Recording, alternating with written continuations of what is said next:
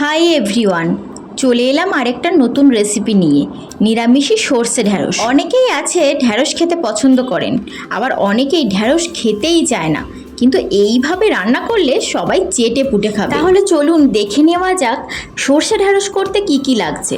প্রথমে ঢ্যাঁড়সগুলোকে ভালো করে ধুয়ে কেটে নিতে হবে এইভাবে। এরপর একটা টমেটোকে পেস্ট করে নিয়েছি, আর 2 চা চামচ সর্ষে, একটা কাঁচা লঙ্কা ও 4 থেকে 5টা কাজু বাদাম একসাথে মিক্সিতে পেস্ট করে নিয়েছি। আমি এখানে সাদা সর্ষে ব্যবহার করেছি, আপনারা চাইলে কালো সর্ষেও ব্যবহার করতে পারেন। এরপর কড়াইতে 3 টেবিল স্পুন সর্ষের তেল নিয়ে সেটা গরম হলেই তাতে কেটে রাখা ঢ্যাঁড়সগুলো দিয়ে দিন।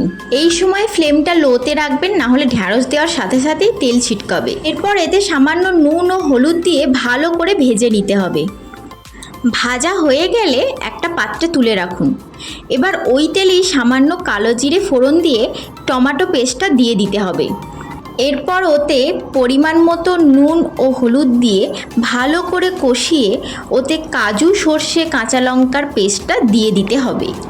খুব ভালো করে নাড়িয়ে চাড়িয়ে যখন দেখবেন তেল ছেড়েছে, তখনই আগে থেকে ভেজে রাখা ঢ্যাঁড়সগুলো ওতে দিয়ে দিতে হবে। তারপর হালকা হাতে সব কিছু একসাথে মিশিয়ে নিয়ে পরিমাণ মতো জল দিয়ে দিন।